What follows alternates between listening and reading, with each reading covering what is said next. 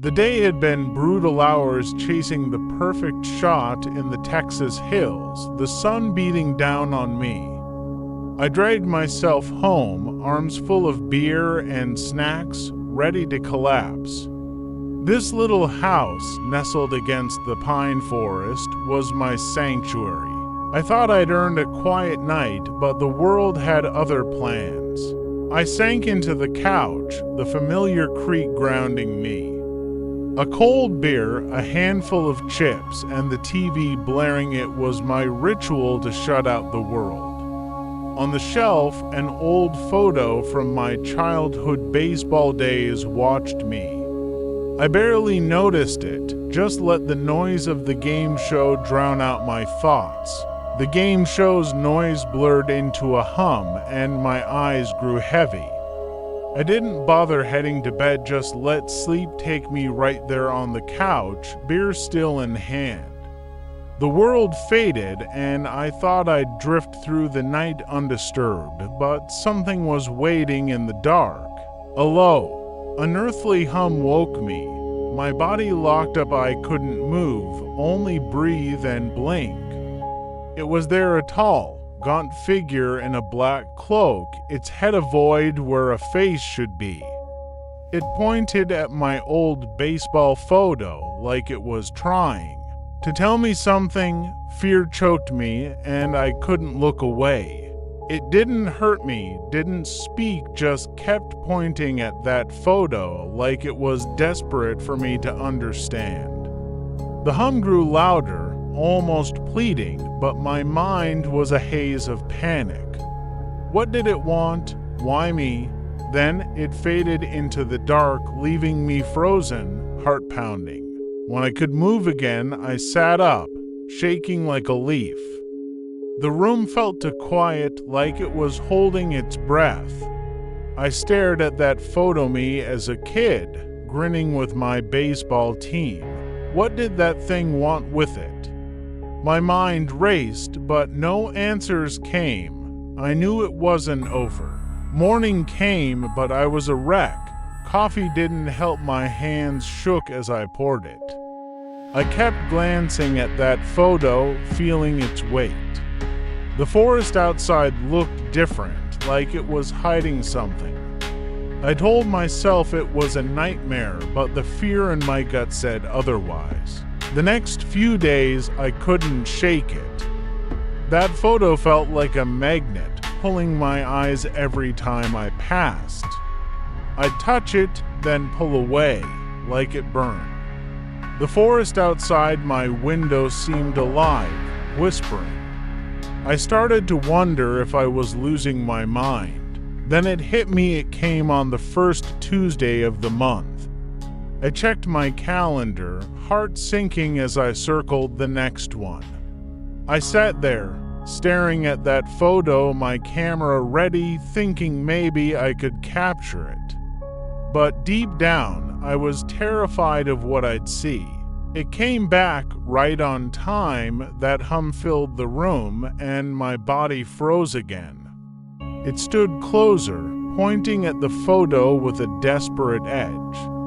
I tried to focus, to understand, but fear clouded everything. It lingered, then faded, leaving me gasping in the dark. When it left, I was a wreck. I stared at that photo me, a kid, bat in hand, smiling. Why that picture? My mind spun, trying to make sense of it. It was like a puzzle I couldn't solve, a message I couldn't read. I felt helpless, but I knew I had to keep looking. The next week, I couldn't let it go. I paced the house, staring at that photo, trying to see what it saw.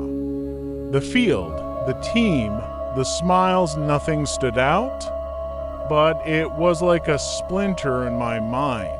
I knew it was important, but I didn't know why. I started rummaging through old boxes in the attic, pulling out photos from that summer. Me and the team, laughing, playing ball. The trophy was there too, a cheap thing every kid got. Memories flooded back, but something felt off, like I was missing a piece of the story. I drove to the old baseball field, now just weeds and memories.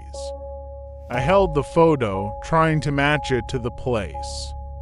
That street in the background, it was where something happened.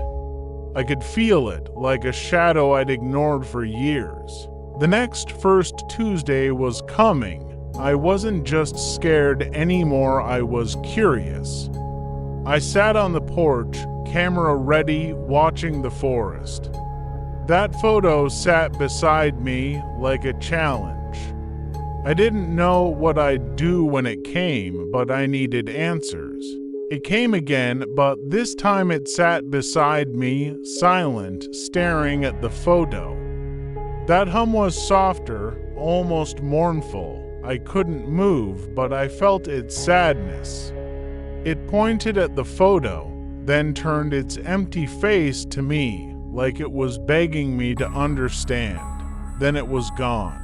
That visit was different, less terrifying, more desperate.